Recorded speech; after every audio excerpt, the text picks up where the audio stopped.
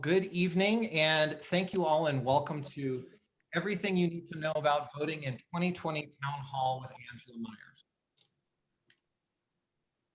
I'm Clint, and I will be moderating this evening. This town hall is going to be available in Spanish. If you would like to connect with our translation services, you just want to click that interpretation button and select Spanish. You will be able to hear this broadcast live and have it translated for you. I'm going to talk about these Español.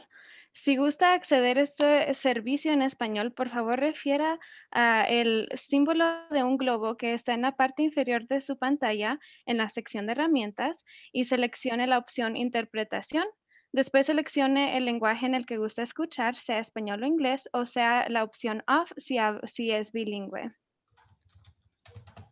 And just of course, just a reminder, if everybody could go to the interpretation option and select the language they will be speaking in, whether it's Spanish or English, or you can also select the option Off if you are bilingual. Thank you, Clint. And a big thank you to both Diana and Allie for all of their assistance this evening. Thank you, glad to be here.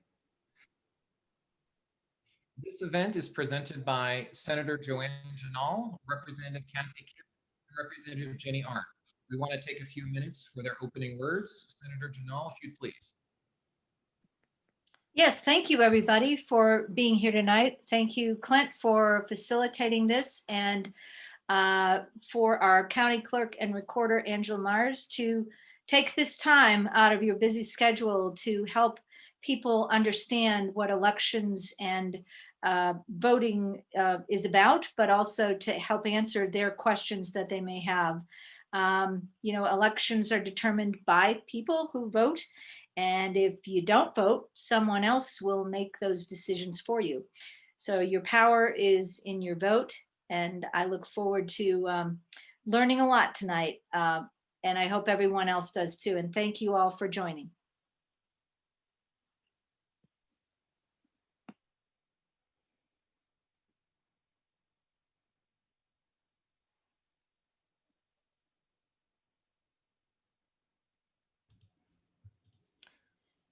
Awesome. I'm sorry, I didn't hear Jeni speak. So Jeni, would you like to take yours? Oh, I'm here.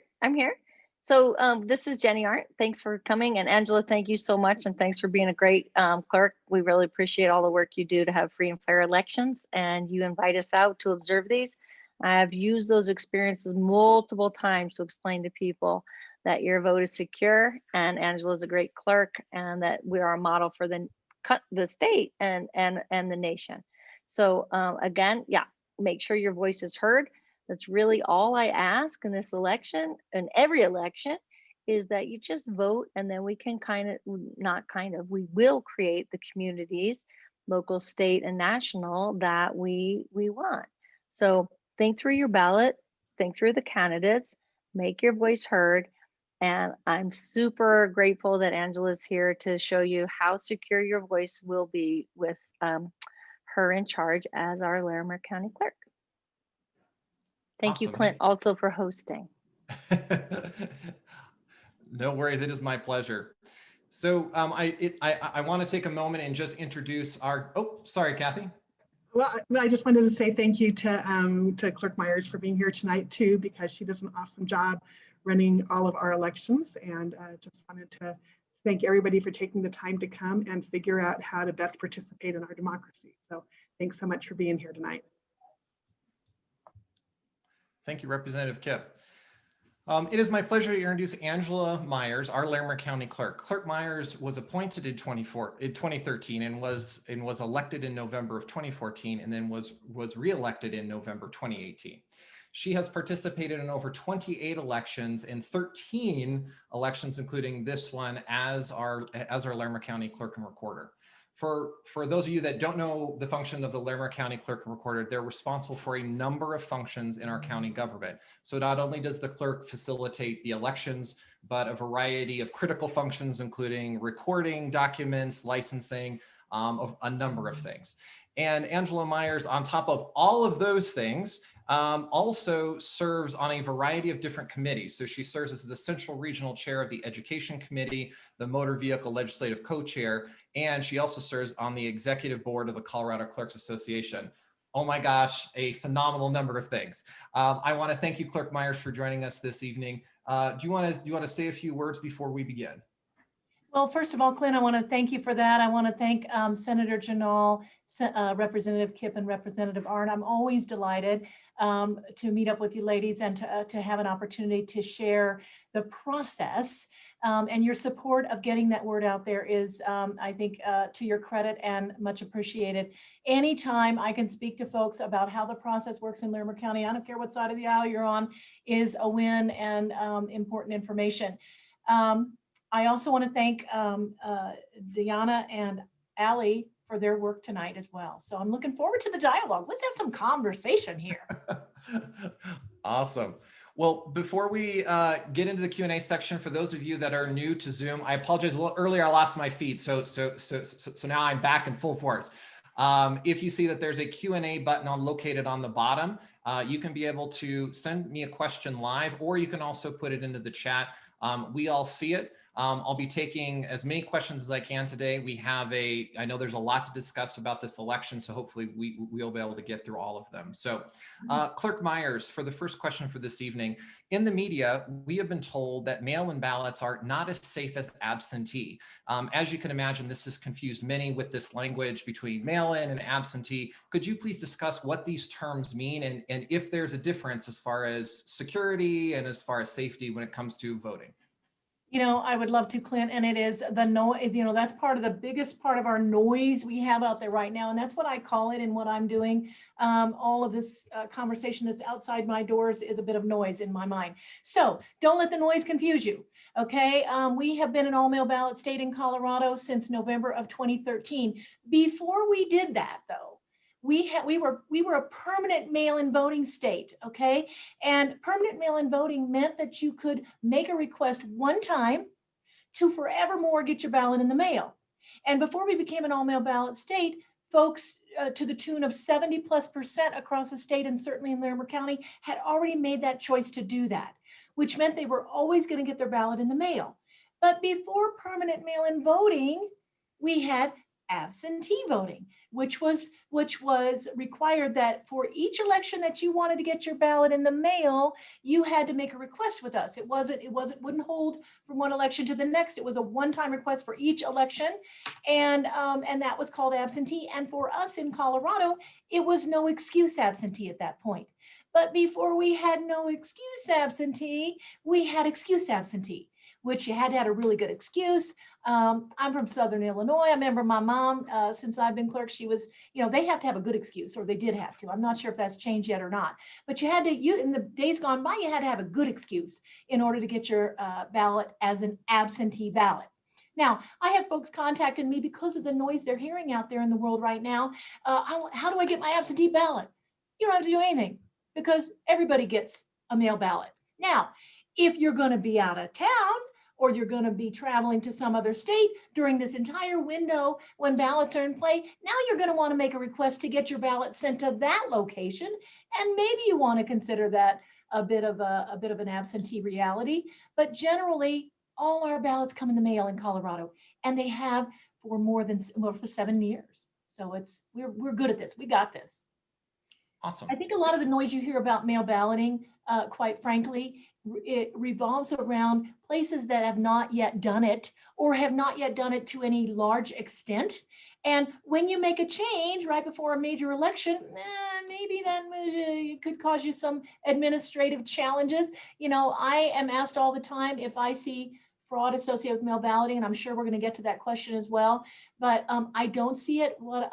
And I would tell you that if I had been asked to do mail balloting in this election about even 6 months ago, I'd have been apoplectic, and I would have probably lost 90% of my staff. It's just not a change you make right off the bat like that.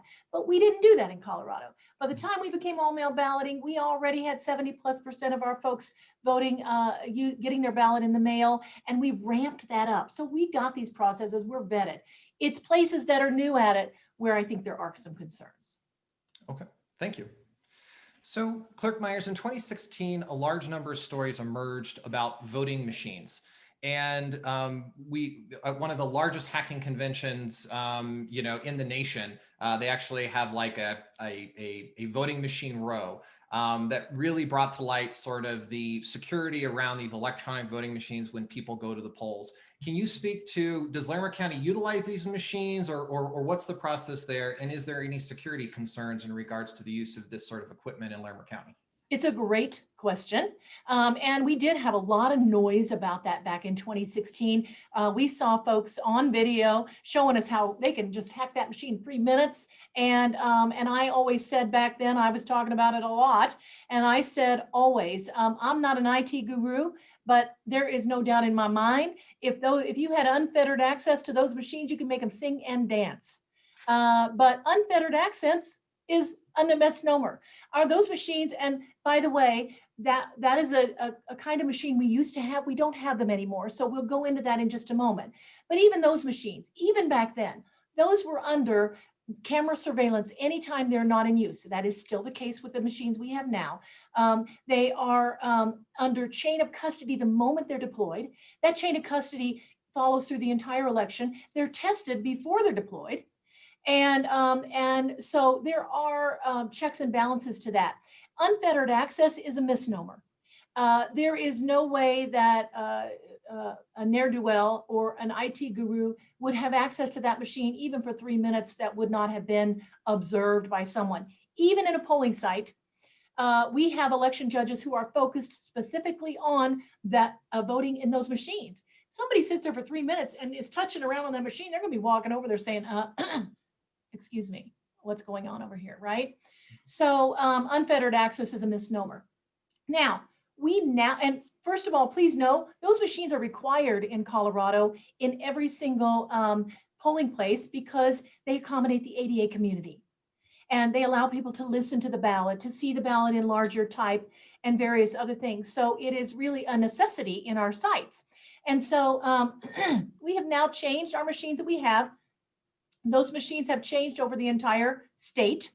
And in those old machines, you used to be able to, we always have had a paper audit trail. You used to be able to check your vote on a little a tape that looks like an adding machine tape. And you were to check that before you finally hit the send on your ballot. Now, the machines we have that are deployed, they actually print out an 8.5 by 11 vote for you. You check that and then you drop that in a voting box. And that piece of paper is what's counted. In those old machines, we used to pull the card out and then download that data, right? Which then those hackers would say that card is hackable, or they could affect that in some way. That is no longer the case or no longer available in Colorado. Now, probably still available in some states. I'm not going to say all states don't have those machines. But I know from Larimer County, I can't speak for everywhere in the nation, but unfettered access to those machines is just a complete misnomer. You haven't, you see that at those conventions, they got a whole row of them. Well, yeah, you get to go over there and play. And as I said, I'm sure they can make them do anything, but unfettered access is just a misnomer. Okay. Thank you. Clerk Myers, we have a live question. The question is quote, who generally is eligible for voting? Who generally is eligible for voting? Anyone who will be the age of 18 on election day. That means if you're 17 before election day, you can certainly register to vote. You certainly can register at 16 as well. But as a 17-year-old, you could also have voted in a primary election if you were going to be 18 by election day, November 3rd. So, or whatever that primary is before that election day going forward. So you must be a citizen of the United States. You must live in the state of Colorado for 21 days. And those are the requirements for registering to vote. Great, thank you. A number of Colorado residents have and continue to be impacted by our fires. Can you please share with us how you would recommend those that have been displaced and may have been previous absentee voters? How can they participate in this election since they're being displaced and they're moving and a lot's in transit? Clint, remember, everyone gets their ballot in the mail. There really isn't an absentee voter in Colorado. But those folks, bless them. And I have all compassion for their situations. The reality is, Clint, voting is probably not the highest thing on their list of priorities today. Okay. But as we get closer to election day, it will become more so. And we absolutely will take care of those folks. We've had fires before in Larimer County during election season. And we encourage, at this point, I'm encouraging everyone to communicate with my office, 970-498-7820. Call the office. We will work with you to get you a ballot. Great, thank you. We have a live question from Patricia Olson. Which is best for security to ensure that my ballot is counted on time? Is it better for me to mail in my ballot or to use the drop box? Okay, you know what? I have complete confidence in the Postal Service. So please know we've been working with these guys since we first began mail balloting and earlier than that, because we sent ballots by mail forever. The postal system handles billions of pieces of mail every day, and I think their success rate is pretty amazing given that. Now, specifically in Larimer County, I met with the postmaster just last Friday. My folks meet with the Postal Service folks to make sure that all the ballot envelopes, from the ones that come to you to the ones you return, are prepared in the best way to get those ballots moving as expediently through their system as possible. I would ask every voter, you get that ballot in the mail, you're going to get it hopefully next week, because they're going out, they're going to hit the general mail facility tomorrow. But I tell people, look for them in your mailbox the week of October 12th. My best plan for you, go to that mailbox, grab that ballot, take it right to your kitchen table, vote it, okay? Put it right back out on that box the next day with one stamp. One single stamp is all that's required, and you got it done, right? No sense getting that car going anywhere. But if you delay, now you might want to think about those drop sites, those drop boxes, right? Don't delay.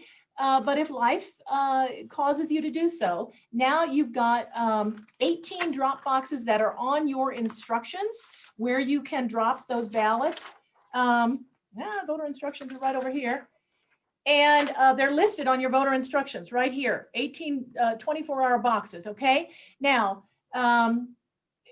I'm hoping to add a few more before election day gets here, so I'll be making a big announcement when I have those installed. Don't want to tell you about it now because I don't want to cause voter confusion, but we are working on some additional spots as well.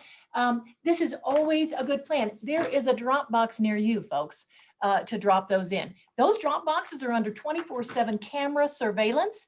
Those boxes, as well as your mail. So you put that mail in a mailbox on your box that next day, like you're going to do when you get your ballot. And that when it's in Postal Service control, it's under federal protections. When it gets to our post office box, we go in bipartisan teams there to pick those ballots up. They begin chain of custody in that moment, okay? Same thing happens when you drop it in a 24-hour drop box.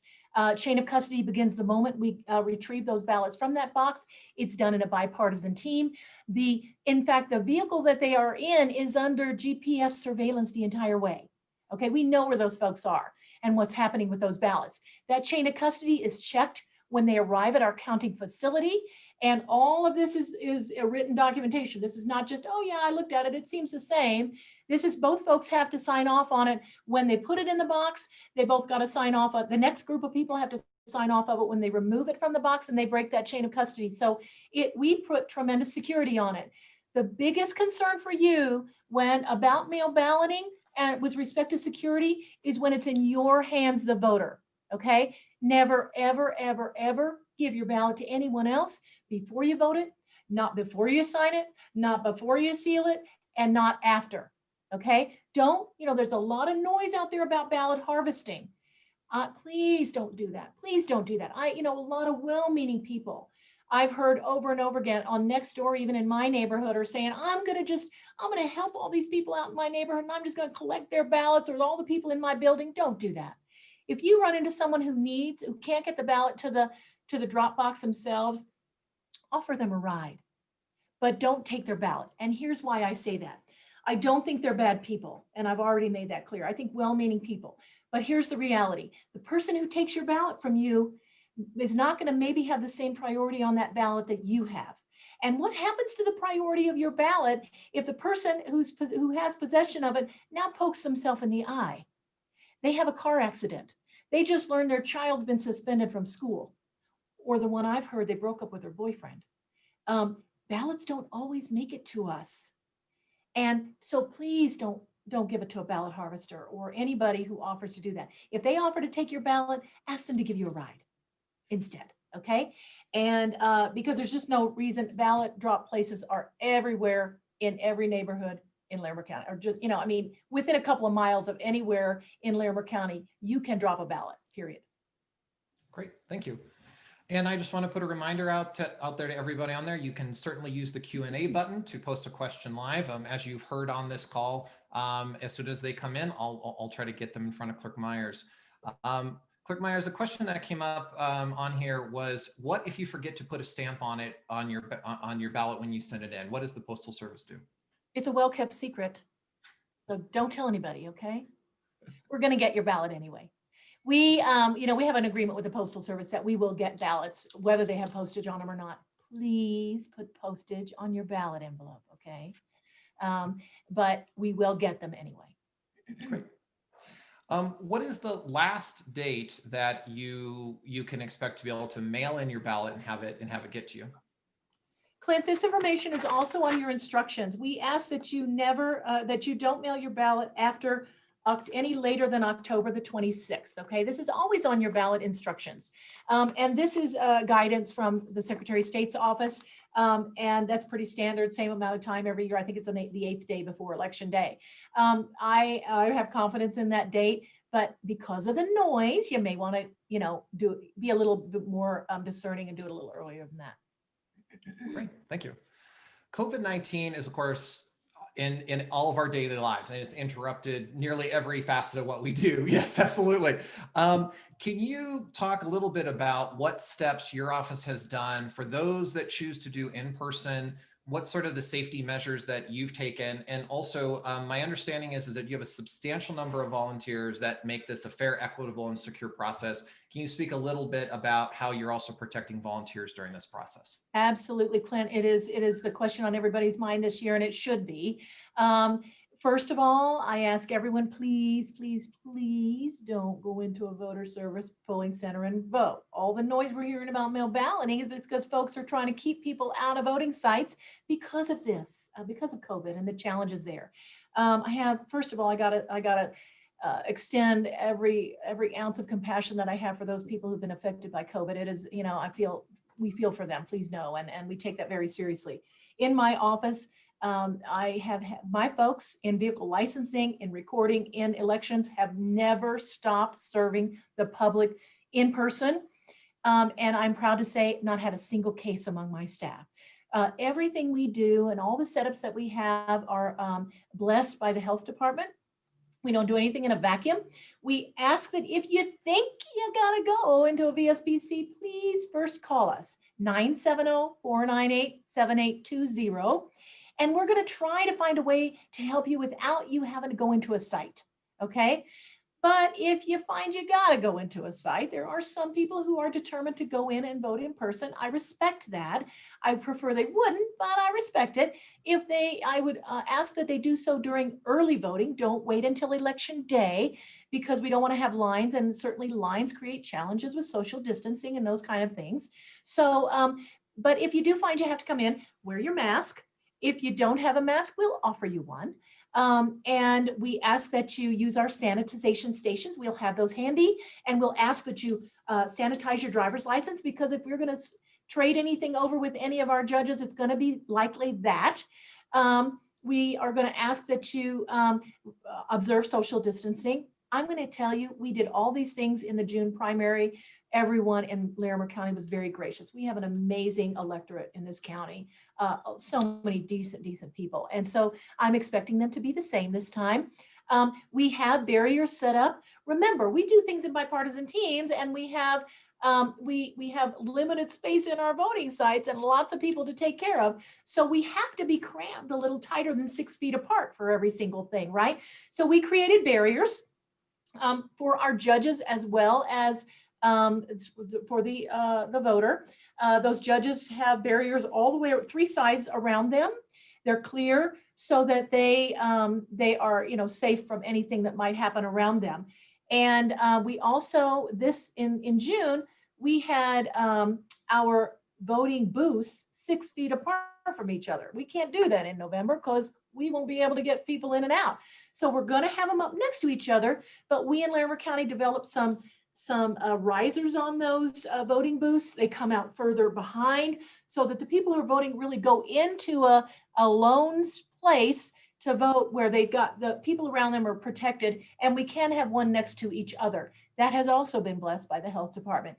And please know, after people leave, we have cleaning protocols. So there are judges who are focused entirely on cleaning as we go along as well. Thank you. I'm also very pleased to say we didn't, to my knowledge, we've not had a single election judge who assisted us in June who, because of that, developed COVID. I don't know of any of them that even had COVID. So we're very blessed. Our protocols are working appropriately, I think. Thank you.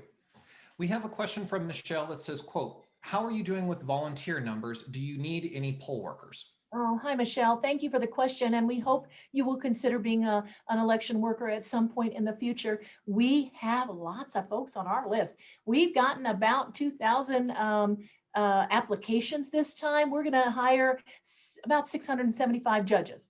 So we've got more than we need. I never, ever discourage anybody from going to votelarimer.org and signing up to be an election judge. You never know. But if you don't get a call, don't be surprised. And consider helping us in a future year.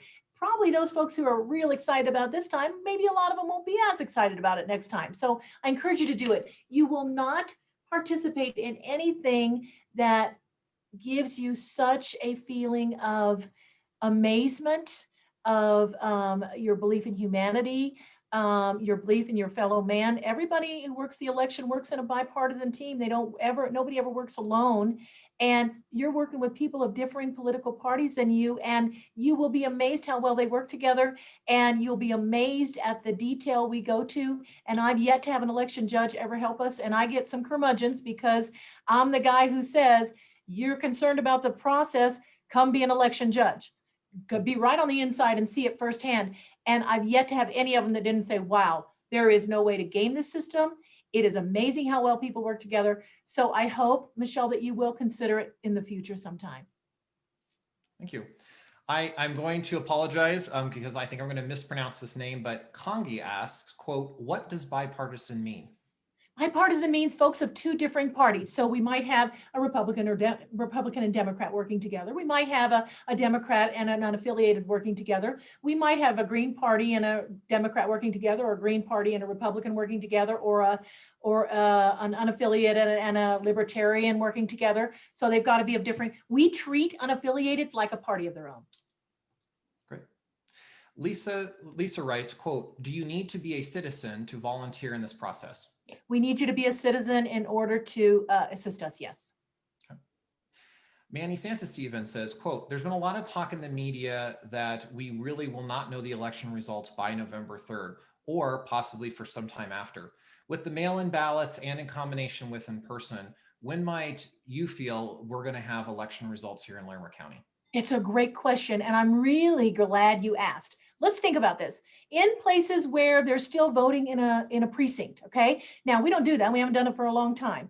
But for if you remember, and you probably don't if you've been from Colorado, but I'm going to pretend and hope you're from or I don't want to hope, but maybe you're from another state where they still vote at a precinct. Here's how it goes. You walk into that precinct. The people in that precinct have a poll book that is unique to the people who are allowed to vote in that precinct. It only lists those people who are allowed to vote in that precinct, and they check you off. And after you've proved who you are, and they give you credit for voting in that moment, then they hand you a ballot. The only ballot they have in that polling site is the ballot that goes for you because it's your precinct, right? And so now they give you that ballot. You go to a ballot booth, a voting booth, and you vote. Now, when you're leaving, you put that ballot into a machine. And if you remember, those of us who remember those days, and the machine, right? You put it in, it just makes this, it's counting your ballot in real time. The job is done. Okay. And all we got to do, used to have to do, and those places who have those kind of machine, I mean, still have precinct voting. That's what they do. They pull the data card out of that machine and they upload it at the end of election night. And voila, you got election night results pretty doggone quickly, right? In Colorado, quick election night results have been a misnomer for many years. When I was a rookie clerk in 2013, I was gonna be the guy that got election night results. We can do this with mail balloting. I'm telling you what, there's just no good reason for this. And I sent my folks home at 6 a.m. in the morning as we watched the sunrise. And I prayed that my people would get home safe. It's November, and I've just worked in more than 24 hours. And I vowed that night, that morning, I would never do that again. That who cares what the clerk wants? Who cares if I want election night results? If you want election night results, you will vote early. It's up to the voter. You want election night results, you'll vote early. Because if you don't vote early, we can't process mail ballots that quickly. Here's what happens with a mail ballot. Nothing happens to it when you put it in that box. Nothing. Nothing happens to it. You get credit for voting in a voting site if you vote there, but you can also take a ballot off site if you get your ballot in a voting site, if you go into a polling center and get your ballot. So everything happens after the fact. We get that ballot at our counting facility. Now we have to first check the signature on the exterior of that ballot envelope. We check every single signature on the exterior of every single envelope before that envelope is ever opened and that ballot is ever counted. If we can't confirm that's you, we'll never open this envelope. So we first got to do that, and that takes a lot of time. We got 250,000 voters in Larimer County, so we're probably going to have well over 100,000 of these come through. We got to check every single one. Then we got to open it. And then we got to remove the content. And then we got to unfold the content. And then we got to run the content through a counting machine. All of that takes time, is very laborious, okay? And so that's why the delays. So after I made the decision I was no longer going to try to get election night results, I said to my staff, how much can we process in one day? And the number was 20,000. I made the call right after that. I told the press, I told the public, it's not an arbitrary call I make. Everybody knows what the rules are before we start. We get more than 20,000 ballots on election day. We will not finish counting on election day. We will continue counting the next day. And I've only had one election where we got less than 20,000 ballots on election day, to my recollection. And so it's very, very unlikely we will get less than 20,000 ballots on election day. But I will tell you that both sides of the aisle, I've been hearing folks say, vote early, vote early, vote early. This may be my one chance to get them in early. But if you as a voter care about election night results, you will vote early, because those states that have not done mail balloting to any large extent, or those who are, any state that has mail balloting is going to be delayed in those results. Now, keep one other thing in mind. When we post those results at 7:30, our polls close at 7. I always tell folks we will post our first results at about 7:30. Those results are going to be basically everything we've received up to election day. We will do everything, and probably some that we've gotten on election day, because we're processing all day long. But it's going to be a big bulk of ballots that have been counted. We will try to have everything that we've received completed, basically completed by the time we get to election morning, so that we can focus on what comes in on election day. So that first posting is going to be pretty telling. If there's a wide gap, can it be made up? Sometimes people can call them early. But if it's tight, and we've had a lot of tight ones, then you got to wait for the next posting and the next posting, and probably into the next day. There have been counties in Colorado that haven't finished until the following week. And I don't doubt you'll see that this election. Counties that are much larger than me, right? For me, I think we've been no longer than Thursday late. But I wouldn't be surprised if it wouldn't be Friday before we're done counting. So, those I will post again at 9:30. That 9:30 posting is just going to have a little trickle that we've added. And then we're going to post again at 11:30. It's going to just have another little trickle. And then if we have more than 20,000 ballots received on election day, we will stop at that 11:30 hour. It means my folks won't get out until probably 1 o'clock in the morning. And then we'll continue counting the next day. Thank you. Mark asks, are there any special instructions for political party poll watchers this election season? Oh, it's a great question. Boy, you guys got all the good ones. Poll watching. Poll watchers, we welcome. Please know, it's part of the process. We welcome poll watchers. But you can't just get up in the morning and decide you're going to be a poll watcher, period. It is a process, okay? You have to have training, number one. You have to be designated by either a party, if you're an unaffiliated candidate can designate someone to be a poll watcher for them. A write-in candidate can designate someone to be a poll watcher for them. And a committee, an issue committee can designate someone to poll watch. Now, each of those folks that I've listed can have one person per site. It's not like they can send a whole troop. They send one person per site at a time.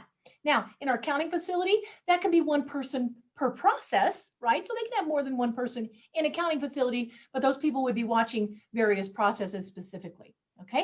And those people that they authorize to do that, they can work for an hour, and then they can have the next guy come in the next hour, and the next guy come in the next hour. But when they arrive, they've got to come with their credentialing and their proof that they've taken the training that is required. Great, thank you. Another live question we have, you've talked about sort of the ballot counting process, for the mail-in and for the in-person. Was there any other steps of the process that you wanted to speak to? Oh my goodness. The process, we just began the process of what I've explained so far. The questions I get very, very often is about signature verification. And I want to explain that, I get people all the time saying, no way, you can't be checking every single one of those. But we do. We check every single one before we open any envelopes. And how is that done is the next question I usually get.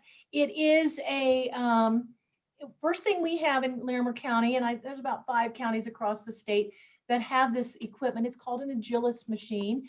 And this equipment was purchased before my time by my predecessor in 2011. It helps us really streamline our processes and move them forward quickly. It runs this ballot envelope through the machine, and it's looking at your barcode. This is my ballot envelope from the last election, or actually November of 2019. It looks at the barcode, gives you credit. It pulls up your information from the statewide voter registration system when it sees this barcode. It automates that, okay? And that machine, it also does automatic signature recognition, and it cures for us. We call that curing about 50% of our ballot envelopes. And it uses the same kind of technology as is used in banking. It takes also a picture of this section, and it stores that then in the statewide voter registration system eventually, before the election is done, that's part of the process. Eventually it'll be in there. But the ones that it can't cure, now it sends that picture of this section, not the envelope. Envelope still stays in that tray. And it sends a picture of that and out to a bank of judges.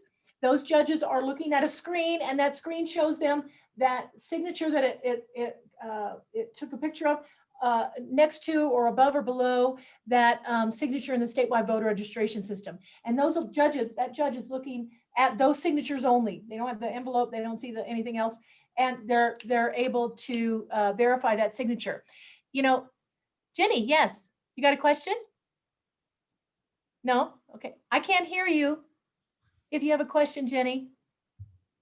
I just want to verify what you're saying when you're done explaining the process. Okay, very good. Oh, thank you. With a little anecdote. Yeah, you've seen it, yeah. And so they verify that signature. If they can't verify it, they make a check mark on that screen that says it doesn't match because it's blank, or it doesn't match because it just doesn't match, or it doesn't match because it's the wrong name or something. There could be a glitch there or something. So, and then those ballots are run back through that Agilis, and it calls out any envelopes that it couldn't match. And now the envelope itself goes to a bank of judges in a bipartisan team. They now have that envelope in their hand, and they have signatures for that voter, all the signatures for that voter that are available in the statewide voter registration system over the years. So every time you sign a ballot envelope with us, we capture that for all time. Anytime you update your voter registration form or whatever, we see those. And so a lot of people will say, well, what happens as my signature's changed? Well, they'll see that morphing over time. And that second review, if those judges now don't believe that they can confirm that's you, now you're going to get a letter. And that letter is going to say you've got until 8 days after election day to cure that ballot signature, or your envelope is never going to be open and your ballot is never going to be counted. Thank you. Jeni, you had a follow-up? Yeah, Jeni. Yeah, I just want to say what an excellent process is. First of all, Angela invited us out to observe, which is really fascinating. I was super impressed. Second of all, I was really impressed, unfortunately, when one of my constituents came to me and she said, I got contacted by the clerk. I said, well, what'd you do? She said, well, my son's away at college, and when his ballot came, I filled it out and signed it. And I go, and she goes, and they caught me. And I go, well, you just committed voter fraud. And she said, well, no, I know my son, what way he'd want to vote. And I said, oh, no.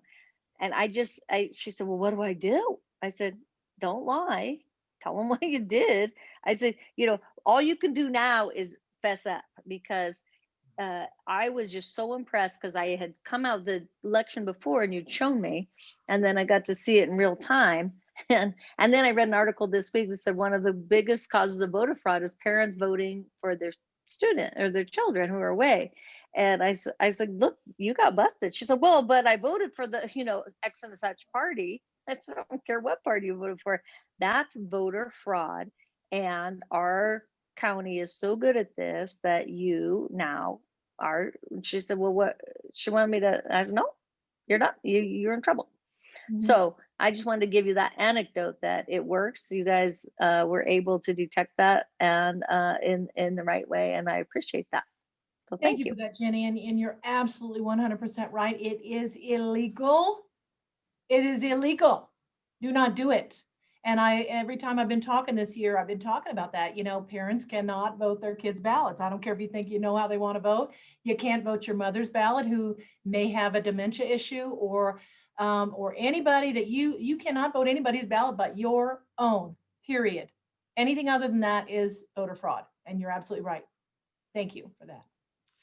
Clerk Myers, we have many people here in Larimer County that don't necessarily have a driver's license. What sort of IDs do you accept during the voting process? I can't list them off the top of my head, but if you go to votelarimer.org, there's a whole list of them. I think it's like 18 different types of ID.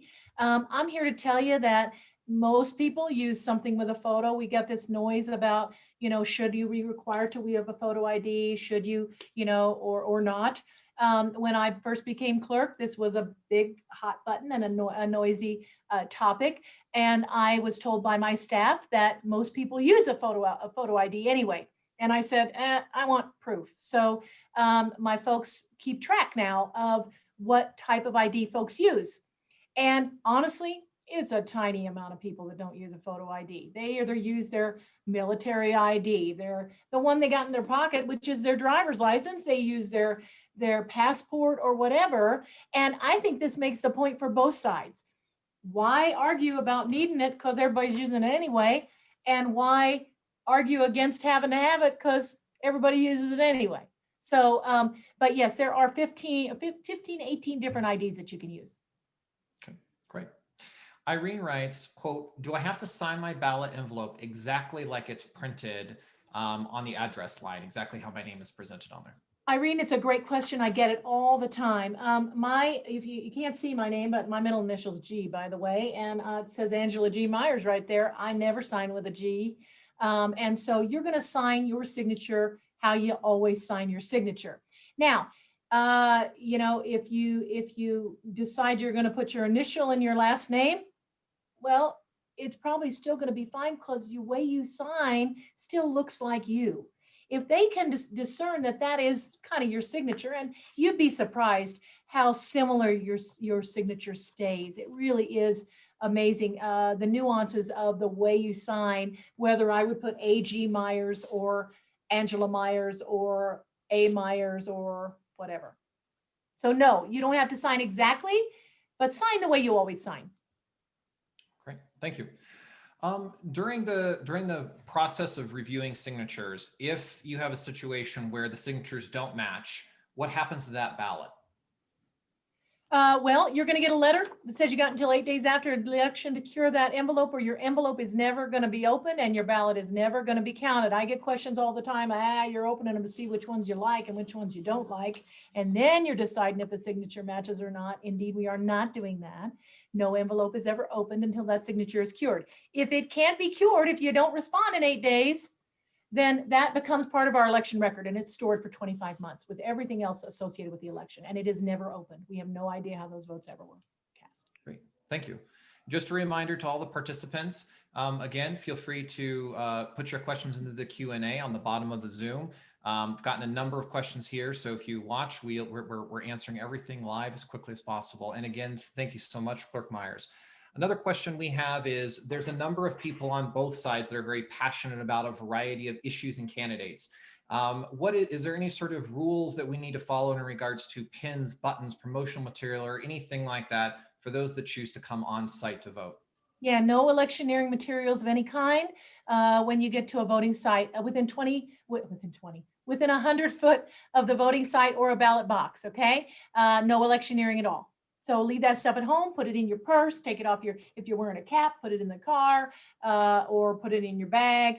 If you got a shirt on that's got cover it up, put your coat on, nothing, and don't be carrying anything that has that. The election judges will coach you on that when you arrive and ask you to please be gracious and remove it. Great, thank you. Clerk Myers, many of us in Larimer County, as well as across the state, have received the notorious blue books. I have mine sitting on my desk to go over all of the many issues. Fantastic. For some people, they might find it helpful or they want to bring the blue book with them. Is that acceptable if they choose to come in to the polling places on site? Absolutely. However, folks, we're going to have lines perhaps. If you come in on election day and you're going to walk in with this great big book, that's a lot of reading. You might, that's several nights falling asleep at night. So we don't want you to spend that time in the voting booth. If you bring this with you, I hope that you will have come with your plan of action in here and you're not going to make your decision while you're sitting there in that booth. That would take too long. And we ask that you come prepared to vote and have your decisions made. Great, thank you. Clerk Myers, we have many men and women who are serving in the armed forces and they are Larimer County citizens, but they're serving abroad. How does your office facilitate those votes for those that are serving overseas or not here in the county? We call those UACAVA voters. And there are a lot of people, they're not only service members, but they also are just working abroad, right? And those ballots go out to them late September. And so they get extra time to return those ballots. There is also a mechanism through the Secretary of State's office to facilitate that electronically to an extent. So they get a very special treatment. Great, thank you. How can people know that their ballot has been successfully processed here in Larimer County? Brand new this year. First of all, you could always check the status of your ballot, or for many years, to my memory, I can't remember when we began it, but you could have always gone to votelarimer.org. I don't know if you can see it over there on my countertop, votelarimer.org, for any information regarding elections in Larimer County, period, anytime. So you don't have to remember a bunch of sites, folks. Just remember votelarimer.org. You could always go there and say, check the status of my ballot. There's a button there, okay, to check that. And that was something that you had to do in order to check your ballot. Uniquely new, brand new in this election this year, we have something called ballot tracks that was put in place by the Secretary of State. And if you have an email address associated with your voter registration, you will have already received an email saying you're signed up for ballot tracks. You can opt out, but if you don't opt out, that system is automatically going to send you an email telling you when we receive your ballot, when we processed your ballot, when we've accepted your ballot. And so, when your ballot went out to you, when we received your ballot, and when we accepted your ballot. And that ballot tracks will alert you to that automatically. So no action on your part to do that. Clerk Myers, we just got a follow-up question is can you just say one more time, how can one opt into ballot tracks? You don't have to opt into ballot tracks. You're automatically in if you had an email associated with your voter registration. If you didn't and you want to get connected with ballot tracks. It is Colorado, I'm looking for it right here somewhere, ColoradoBallotTracks.com. All one word, Colorado Ballot, BallotTrax.com. And you can sign up with your telephone, you can sign up with your email. I mean, you can, you've got options there. But if you got an email, that's what they're going to use to automatically enroll you. In Larimer County, that's about 87,000 registered voters. Great, thank you. Clerk Myers, typically what percentage of return ballots cannot be counted due to some sort of issue? Very small. I can't give you a good number right off the top of my head, but it's very small in Larimer County. What you're mainly talking about is inability to confirm signature. And we have one of the lowest rates of that in Larimer County. Again, I will say we got the finest electorate in the state and in the nation. Our voters listen. When we prompt them to take care and be sure to sign those envelopes, they do. And so we have a very small percentage. It's, very, very small. I mean, 1% maybe. Clerk Myers, we have one final question. For who has the authority in Larimer County to stop processing ballots? The authority to stop processing ballots. That would have to come from the Secretary of State's office, someone at the state level. Okay. Awesome. Can I say a couple things before you close? A couple quick things? Yes, absolutely. That's our final question, but I wanted to open it up for you to make some closing statements. And then I'm also just going to quickly share my screen with some of those helpful links with Vote Larimer. So if you're comfortable with that, I'll go ahead and start sharing that. Okay, a couple things I want to remind you of. On the top of your ballot, there's a beautiful little, I mean, not little, but a beautiful orange stub. You see that? I mean, that is a keepsake if I ever saw one. Remove it before you fold that ballot up and put it in your envelope, okay? We need it removed, and it becomes your I voted sticker. Give up those days of needing that old sticky I voted sticker that's gonna ruin your clothes in the dryer. Use this instead. And pin it on your clothes. Look at the statement that's gonna make, right? And this also says, I voted in the 2020 general election, okay? So it really is a keepsake. And I've got a bunch of them up there on my lamp on my desk. It's a true, I mean, your scrapbook's gonna be full of these before you know it. You can prove you voted in every election. So please do that. What we're trying to do, and I know you're giggling at me, but that's okay. And I want you to, because I want to get your attention. We don't want you to need that I voted sticker, because in order to get an I voted sticker, you got to be near somebody, and we don't want you to have to do that. Okay. So use this as a great chance for us to segue into using this. I've had people ask me why we don't include the sticker in your envelope. It's extremely expensive to do that. It is not worth your taxpayer dollar. And so I'm hoping to segue people into using this. Pin it on. It really makes a great statement. Please, I wish it would have come up during this conversation. If you forget nothing else, please do not get your information from social media. It is 99% wrong. So come straight to the horse's mouth for your information. I work for you. There is no reason why you need to go through any other agency, any other body to get your information. You hear of something that concerns you about the election, you call me directly. VoteLarimer.org. My picture's up in the right-hand corner. You click on it, you got my direct line to my desk. My cell phone is connected to that desk phone. Use it anytime you like. I give it out freely, and I want to answer your questions. So don't walk around wondering, what am I hearing about on the news and how does this work? Or what about this piece of mail I got that's just absolutely, says I've not been registered, and I've been registered for 30 years and I don't know why all of a sudden I'm not registered. It's people trying to do, people with good intentions. I'm not saying they're bad people. It's just impossible for them to get it right. And so please don't get your information from social media. Vote in the election. It is such an important thing for so many great reasons. I know these ladies are going to talk about that as well. Never hesitate. We work for you, and we've got this, folks. The noise out there is the noise. The noise doesn't come inside.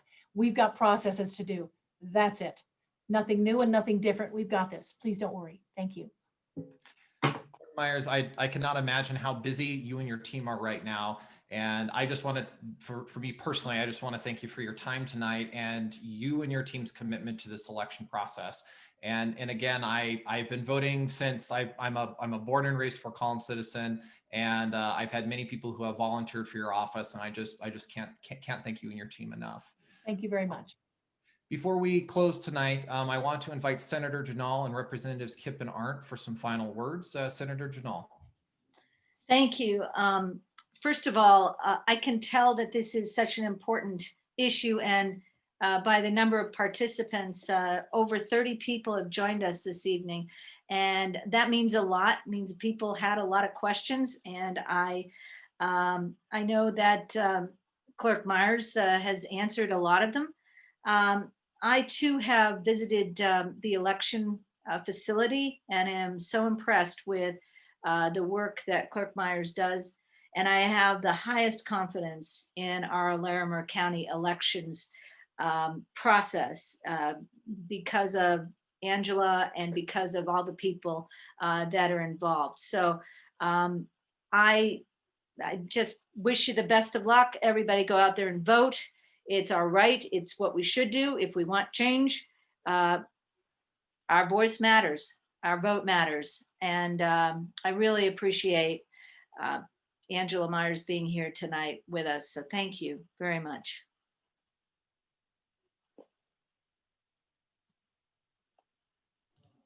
Representative Kipp and Representative Arndt, do you have some final words for us? Well, yes, thank you so much for moderating, Clint, and thank you, Angela, for being here tonight. And thanks to everybody who took the time to come. Wanted to make sure that you know that we are recording this in English. We are attempting to record it in Spanish, and hopefully we were successful in doing that. And at least I'll be posting it on my social media. I hope everybody else does as well. You know, it's important to get information out to people, and we just want to make sure everybody understands how to vote, the process. And if you are wondering, you know, in what way you should vote and cast your ballot, I know Representative Arndt and Senator Ginal and I are all holding various ballot issue forms. So, you know, feel free to contact us, but really thank you for participating in your democracy. It's what it's all about.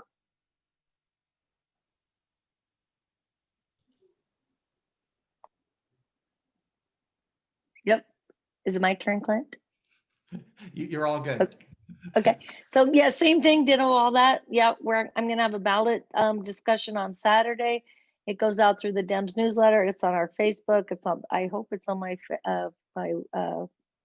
it's on my newsletter.